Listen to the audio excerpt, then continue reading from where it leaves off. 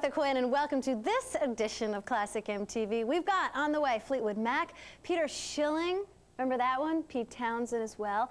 And we'll start off with one from the Songs from the Big Chair album for Tears for Fears. They were talking about when they went out on the road for The Hurting, it was a big production, and here they talk about why they changed it for the Songs tour. Because last time we went on tour, we took Very Lights and things like that. And they kind of, you can get a bit lazy, I think, when you've got all those effects going on. You know, they impress people more than you do, in a way. So, you know, it's sort of more us having to entertain this time than it was on the last tour. It's a bit like us, really, this show. The show's like warm and humble. I don't think the guys in Genesis would like it that they're not going out on the road with Very Lights, because Genesis owns a large percentage of the Very Light Corporation. So they'll have to battle that out. Here's Tears for Fears. Everybody wants to rule the world. Everybody.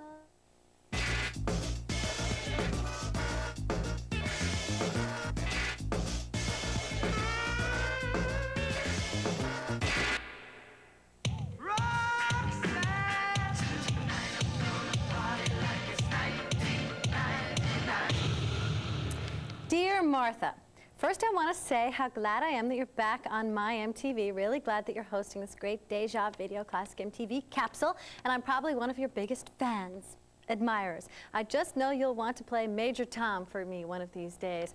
Robert, how did you know? And then he goes on to say, I want to write a whole big long letter to you, but I'll cut this one short to list a few other videos.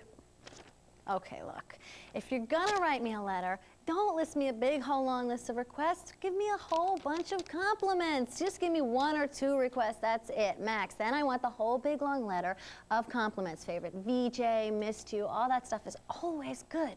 You probably won't play your requests anyway. But chance I'll read your letter if I get a lot of compliments. But you did a pretty good job, Bob, from Clinton, Maryland. So for you, this is Peter Schilling, Major Tom. Coming up, we have one of the elder statesmen of rock and roll. Let's see, this is from the Empty Glass album. It's on the way.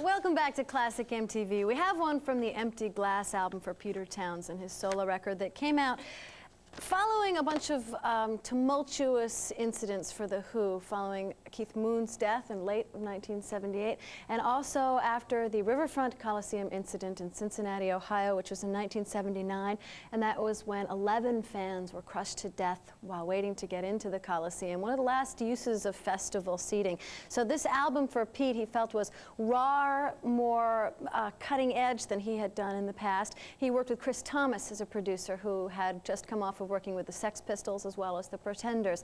Now, the particular track that we have, Let My Love Open the Door, was one track on the album that Pete thought was just a ditty. But for a ditty, a little ditty, it got just as high as any of the Who singles got to high as #9, as did I Can See for Miles for the Who, which did very, very well for them. So here we have, in his own words, a little ditty for Pete Townsend, finishing off the week for us, and I'll be back on Monday.